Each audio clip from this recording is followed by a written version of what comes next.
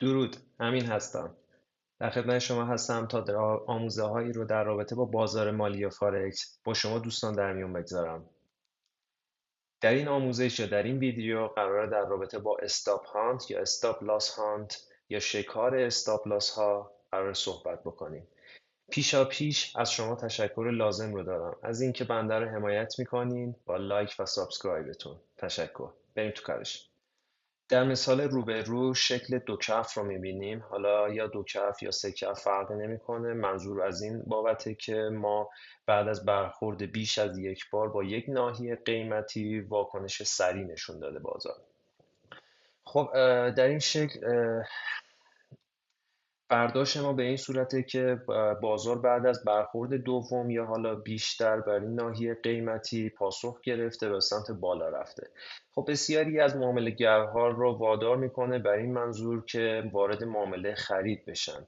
از این حیث که ما در این ناحیه حمایتی داریم و خیلی از معامله‌گرها و خیلی از ریتیلرها ورود معامله خود رو در این ناحیه انجام میدن و استابلاس خودشون رو در این قسمت قرار میدن به این شکل. و خب با این اتفاق یک موضعی رو رقم میزنن از این موضوع که ما نقدینگی بسیار زیادی در این قسمت در پایین دقیقا همین کف های قیمتی جمع شده و ما رو از این موضوع مطلع میکنه که بازار داره فیک اوت انجام میده. از این حیث که قراره نقدینگی ها و نایه های حمایتی رو ایجاد کنه و در زمان لازم اون نقدینگی رو جمع کنه و سپس حرکت اصلی خودش رو بزنه. خب خیلی از معامله‌گرها معاملات خودشون رو در این ناحیه‌ها بر اساس استنباط‌های حمایت و مقاومت معاملات خودشون رو در این قسمت‌ها باز میکنن، حالا یا در این قسمت یا در قسمت‌های بالاتر. چیزی که مهمه اینه که استابلاس خودشون رو تقریبا پایین این ناحیه حمایتی قرار میدن. خب این به ما چی میرسونه؟ از این موضوع میتونیم ما مطلع بشیم که نقدینگی بسیار زیادی در این قسمت هستش. اما آن کسانی قربانی میشن در این قسمت که بر اساس موضوعات و مفاهیم حمایت و مقاومت وارد معامله شدن، چرا که بر این باور هستن که بازار قرار حرکت اصلی خودش رو بزنه، اما بازار برای حرکت بزرگتر نیاز به این داره که نقدینگی لازم رو جمع بکنه و سپس حرکت اصلی خودش رو انجام بده. کسانی که بر اساس مفاهیم حمایت و مقاومت وارد معامله یا معامله گذاری خود رو انجام میدن قربانی این موضوع میشن، چرا که 9 بار از 10 بار این اتفاق خواهد افتاد و بازار به جمع کردن نقدینگی های زیر اون ناحیه مقاومت، بالای ناحیه مقاومتی و یا زیر ناحیه حمایتی اقدام خواهد کرد. در شکل روبرو یک بار دیگه مثال شکلی رو خدمتتون ارائه میدم. بریم تو کار مثال 4.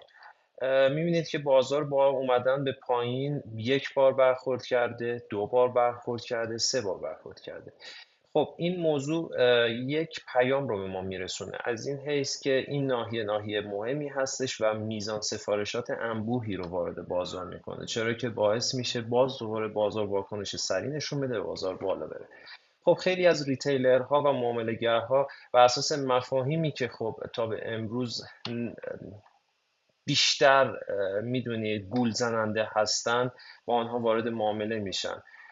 قضا برای اینکه بازار قطعا اون دستاورد، اون افکار و تفکرهایی که نسبت معامله‌گرها نسبت به بازار دارن انجام نخواهد داد و قطعا نسبت به جمع‌آوری نقدینگی اقدام خواهد کرد. خب در مثال روبرو GBP در تایم فریم 4 ساعته هستیم. خب این یه نمونه بارز از این موضوع هستش که بازار ناحیه حمایتی رو تشکیل میده، حالا یا بالعکس ناحیه مقاومتی رو تشکیل میده و سپس نسبت به جمع‌آوری نقدینگی اقدام میکنه و بعد حرکت اصلی خودش رو انجام میده. اون چیزی که ما اینجا میبینیم به این شکله که خب بازار هایر های تشکیل داده، یعنی سقف بالاتر، سپس اومده کف تشکیل داده، باز دوباره سقف بالاتر یا هایر های، بعد هایر لو، سپس هایر های و الان در حال تشکیل های لو هستش. منتها های لویی که ما اینجا داریم میبینیم بیشتر شبیه کف هستش، یعنی یک کف قیمتی ایجاد کرده بسیاری. بله به این شکل. منتها قبل از اون بایستی از این موضوع باخبر بود که ما بعد از اینکه در اینجا خب بعد از اینکه اومدیم کف قیمتی رو تشکیل دادیم، سپس دقیقا در این ناحیه ما میشه گفت سویپ رو انجام دادیم به این شکل. یعنی بله به این شکل.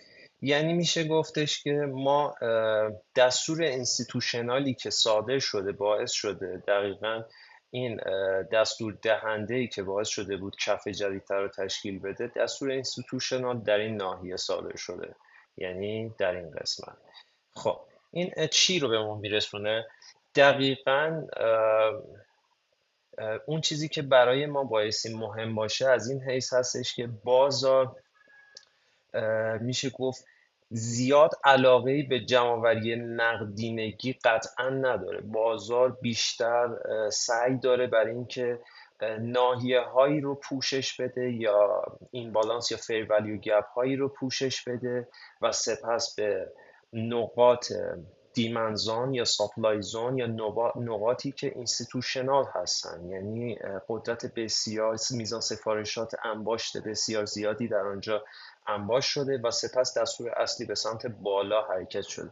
یعنی بازار برای اینکه کف جدید کف رو تشکیل بده و بعد سپس به منظور سقف جدیدتر بخواد حرکت بزرگتر رو انجام بده، قطعا بنابراین نیستش که بیاد یک ناحیه حمایتی تشکیل بده و سپس بیاد نقدینگی های اون زیر رو جمع کنه و سپس به اون بالا بره. خب اون چیزی که ما در اینجا میبینیم بیشتر یه حرکت accumulation هستش، یا حالا accumulation به معنی حالا انباشت هستش، از این حیث که خب ما در این ناحیه یک حرکت مارک داون داریم، سفید بذاریم، و یک حرکت کانسولیدیشن یا همون اکیومولیشن، حرکت انباشت قیمتی داریم و سپس میاد نقدینگی های این زیر رو جمع میکنه، حرکتی رو انجام میده. اما اون چی که بازار نیاز داره اون ناحیه رو ببینه و سپس حرکت اصلی بازار حرکت اصلی خودش رو انجام بده، در اصل ناحیه های انباش یا ناحیه هایی که میزان سفارشات بزرگ اینستیتوشنال در آنها وجود دارد.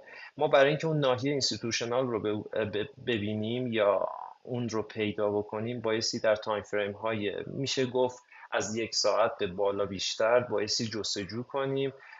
خب من یک آموزش رو تحت عنوان ناحیه های تقاضا و عرضه رو در کانال خودم قرار دادم. میتونید با تماشای اون کاملا مسلط بر این موضوع بشید که چطور میشه ناحیه های تقاضا یا عرضه رو پیدا کرد، یا همون ساپلای یا دیمند زون.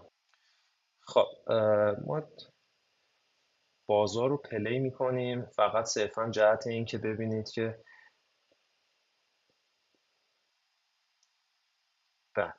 میبینید که بازار بعد از اینکه دقیقا اومد با یک سایه نقدینگی های این زیر یا همون کسانی که استاپلاس خودشون رو این زیر گذاشته بودن، خب نقدینگی به حساب میاد. بعد از اینکه نقدینگی های این زیر رو میتیگیت کرد، یا حالا میتیگیت یعنی دیدار کرد یا پوشش داد، پرولیگ اپاش رو پوشش داد، یک پاسخ سریع رو جهت بالا به سمت بالا انجام داده. خب قطعا این یک امر کاملا طبیعی هستش، از این حیث که خب ما یک دستور اکیومولیشن داریم، اومده نقدینگی این زیر رو جمع کرده. خب بازار قطعا با جمع کردن نقدینگی این زیر یک پاسخ سریع رو از خودش نشون میده. میبینید که حتی به سمت بالا میره و دقیقا یه بریک آف استراکچر انجام میده. اما این بریک آف استراکچر از نظر ما زیاد معتبر نیست. دلیلش هم به این خاطر هستش که ما با بدنه میشه گفت در این قسمت که دارید تماشا میکنید با موس نشون میدم، با بدنه نیومدیم نقدینگی های این زیر رو جمع کنیم. دوستان در صورتی که یک نکته خیلی مهم هستش، من توی یک مثال قبلی هم در این رابطه صحبت کردم، فکر میکنم توی ویدیو حمایت و مقاومت باشه. ما در صورتی که با بدنه این ناحیه رو میتیگیت کرده باشیم و سپس به سمت بالا سویپ کرده باشیم، بریک آف استراکچر انجام بدیم، قطعا ناحیه‌ای که مد نظر قرار میگیره برای اینکه بتونیم وارد معامله بشیم دیمنزون این ناحیه هستش. منتها خب ما این قسمت رو با بدنه پوشش ندادیم، فقط با سایه اومدیم یه نقدینگی رو جمع کردیم، سپس خیلی از معامله خارج شدن و نقدینگی که حاصل شده باعث شده بازار تقاضای زیادی در این صورت بگیره. اما برای پیدا کردن دیمنزون بایستی چیکار کنیم؟ خب ما تو تایم فریم 4 ساعته اون چیزی که در اینجا میبینیم یک کندل کاملا دوجی هستش این قسمت. خب این کندل دوجی میشه گفت بله این هم هستش. میبینید که اصلا یک میتیگیتی با همدیگه انجام ندادن، یعنی اینکه هنوزم یک اینبالانسی درشون، یعنی به ما بینشون هستش. در صورتی که به تایم فریم 1 ساعته بریم کاملا مشخص میشه از این. بله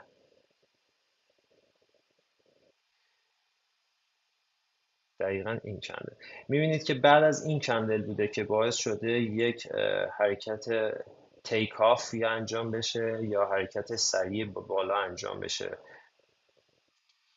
خب پس اون ناحیه‌ای که ما میخواستیم پیدا کنیم جهت اینکه ورود به معامله رو انجام بدیم رو ما پیدا کردیم تو تایم فریم 1 ساعته. منتها اگر نگاه کنید خیلی ها از این موضوع کاملا گول میخورن، یعنی دیسیو میشن از اینکه خب بازار اومده نقدینگی رو جمع کرده، بریک آف استراکچر انجام داده و ما قراره بریم بالا دیگه کلا. خب قطعا به این شکل نیست. گفتم ما تو تایم فریم 4 ساعته داریم نگاه میکنیم و قطعا هم بایستی تو تایم فریم 4 ساعته به این شکل باشه که ما با بدنه سویپ کرده باشیم و سپس به سمت بالا رفته باشیم. اما یک ناحیه دیگه ای هم هستش که ما قبلا این رو شرح دادیم که بازار بایستی افیشنت باشه. ما قطعا وقتی که قرار سقف جدیدتر ایجاد کنیم بایستی کفی رو انجام بدیم و این کف قطعا از کف قبلی پایینتر نخواهد اومد. در صورتی که این اتفاق بیفته کاملا قضیه برعکس خواهد شد و ما نگاه اشتباهی به بازار داشتیم. خب ما چون در روند صعودی هستیم بر این باور هستیم که قرار کفی تشکیل بده و سپس به سمت بالا بره. خب این کفی که ما داریم میشه گفت نگاه میکنیم دقیقا تا کجا ادامه داره، یعنی دقیقا تا این ناحیه ادامه داره و این ناحیه هستش. منتها ما تنها یک ناحیه رو در این قسمت پیدا کردیم که بعد از اون میزان سفارشات عجیب و بزرگی در اون انجام شده و به سمت بالا رفته و این ناحیه بود که در تایم فریم 1 ساعته دارای این بالانس بود و ناحیه اکستریم ما حساب میشد. اینها رو در کلیپ ساپلای و دیمنزون، کلیپ آموزشی ساپلای دیمنزون میتونید ببینید. خب اون چیزی که حاصل هستش بر اینه که خب ما قرار سقف جدیدتر رو ایجاد کنیم، منتها بازار هنوز نتونسته حرکت اصلی، یعنی یک قسمتی یا هنوز جا گذاشته، قسمتی که هنوز دارای این بالانس یا هنوز فیر ولیو گپ هستش افیشنت نشده، یعنی ناحیه مؤثر هنوز درش اتفاق نیفتاده و قطعا بازار برای پایین اومدن اقدام خواهد کرد. چرا؟ چون این ناحیه‌ای هستش که دستور اینستیتوشنال انجام شده و باعث شده یک تیک آف خیلی بزرگ انجام بشه و باعث بریک آف استراکچر شه. خب ما یک حالا پوزیشن کاملا